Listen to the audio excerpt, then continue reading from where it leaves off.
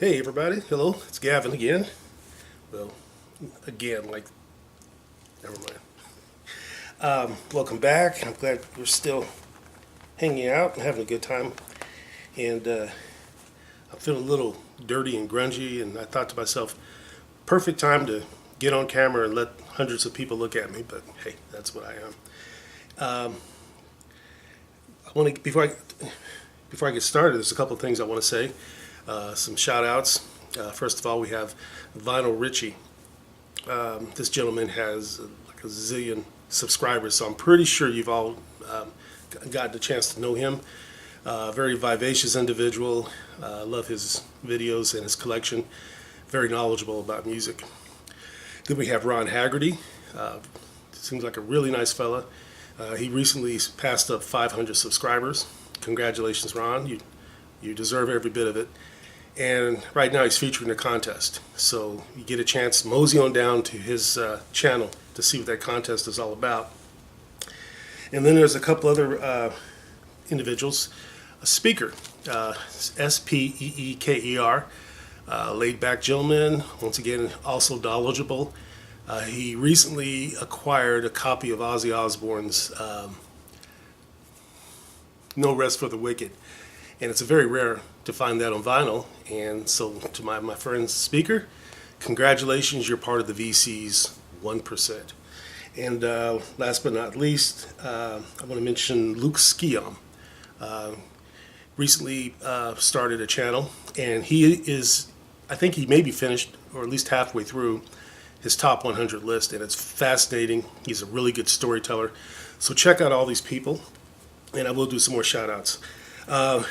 Recently, I uploaded very interesting and somewhat controversial upload where I did a lot of blind buys with some extreme metal CDs. And I've gotten a lot of interesting remarks from people. A lot of discussions came up of it. And I welcome the dialogue. I think it's fantastic. So, I'm the kind of person who does not stray away from controversial issues and subjects. To me, it's about as important as anything else, and so occasionally you will see me talk about things that are controversial.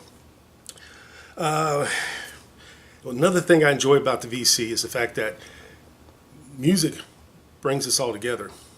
Music is what's keeping us all together, but it's so refreshing to see people talk about other things, their families, their GoPros, their trips to Disneyland, and other things. So I personally have a interest in that sort of thing because I like to talk about something that's very important to me, which is the ladies. And for some reason, I just enjoy drawing pictures of beautiful women stuffing their faces. I don't know, I just enjoy that sort of thing. There's another one. Yeah, go ahead, just tear that watermelon up. All right. So I thought I'd share those with you. Also to someone I'm newly acquainted with, and her name is Hannah, and she has a channel called the Omaha Introvert, and she's a fan of The Who. She recently did a list of her favorite Who albums, and it was a good list. But I wonder if you've seen this, Hannah. This is Petra Hayden sings The Who Sellout. Apparently this young lady sings an a cappella, song for song rendition of that album, and as you can see, the cover is a clever parody of what you've seen on that album.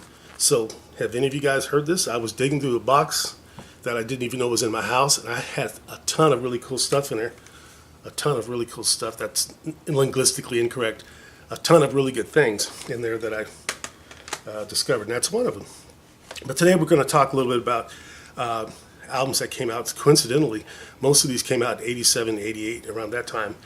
And I was in the 80s, late 80s and early 90s, I was listening exclusively to either jazz or indie college or Indian college rock.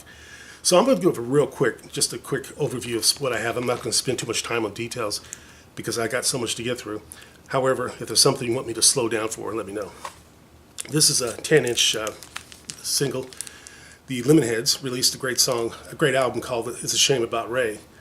And this one here contains that song, also Shaky Ground, Dawn Can't Decide, and The Turnpike Down.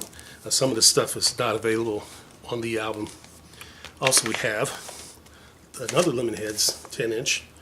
And this is also It's a Shame About Ray, but it has different songs on it. Different drum, acoustic version, Allison's Starting to Happen, and Rock and Stroll. So I had a fun time listening to that. And I used to get the Lemonheads mixed up with this group here, the Mighty Lemon Drops. Not because they sounded the same, but because the title, the name of the groups had the word lemon in it. This is a great record. I think it's on Sire.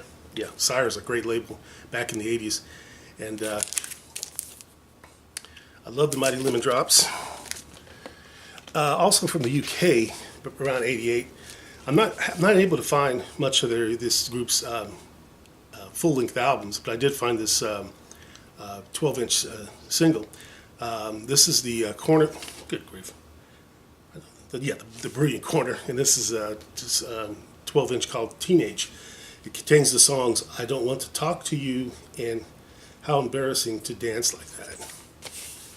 I was lucky to find this because I think their stuff is pretty rare. One of my favorite groups, and I have a couple of their albums and CDs to show, is REM, led by Michael Stipe's. And is it just me, or is that Michael Stipe's one handsome dude? I tell you what. Also a great singer. One of the few singers who you understand every word he enunciates. Kind of like Billy Joel or Frank Sinatra. But Dead Letter Office is a collection of B-sides and rarities. Kind of like the Smiths album, Louder Than Bombs. Here's a 12-inch single, Don't Go Back to Rockville.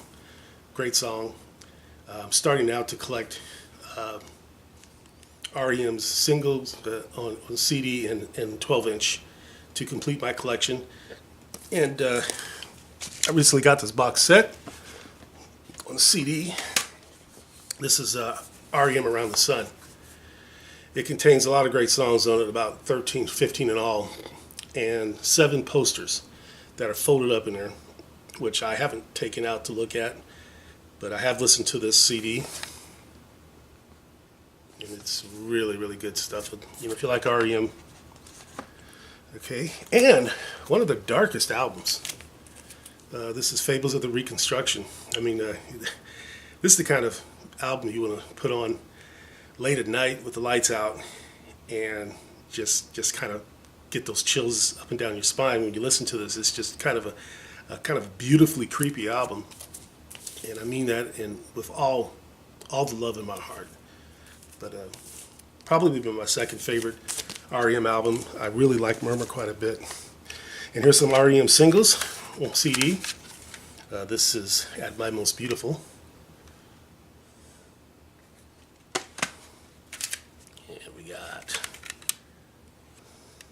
Tongue.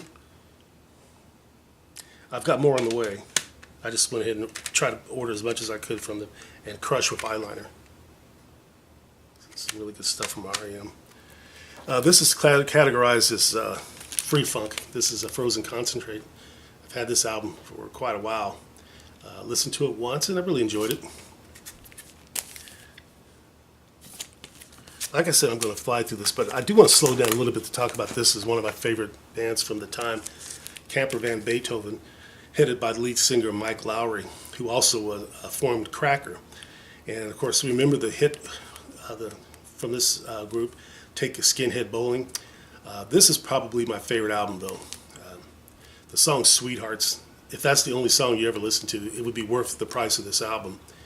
And I think they were founded in California. Now, something I didn't know, but I just found out recently was Camper Van Beethoven did a song-for-song remake of the Fleetwood Mac album Tusk.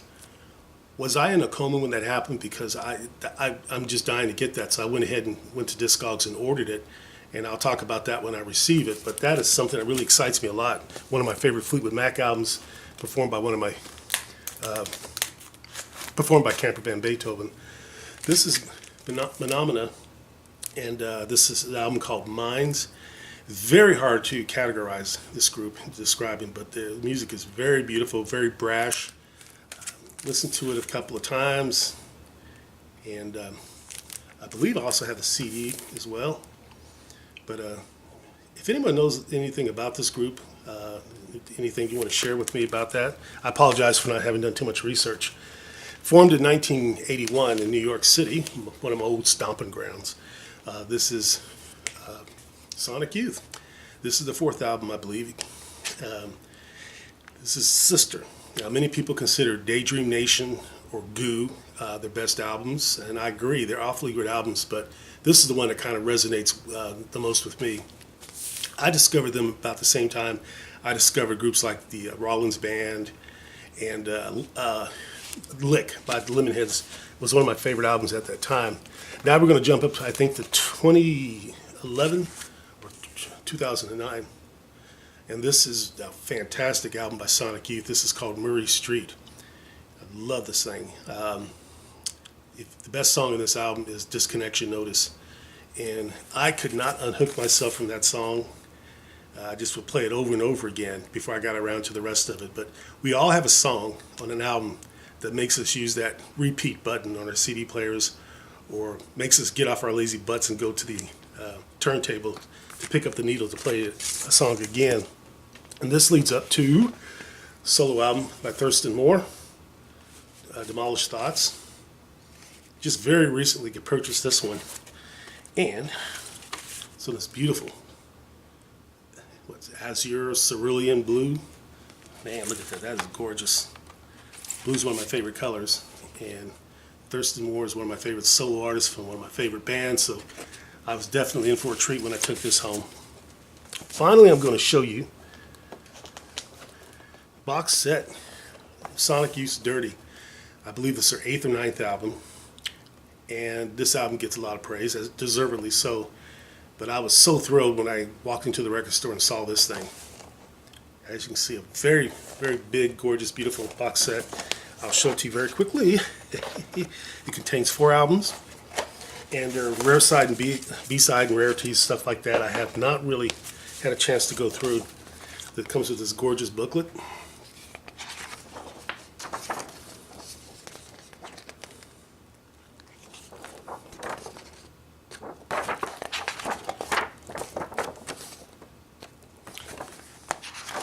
There's one page in here I'm not going to show you.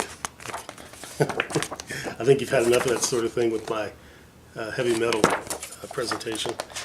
And then, of course, 4 albums. They're on black vinyl. As I said before, it's getting to be a rarity. Get in there.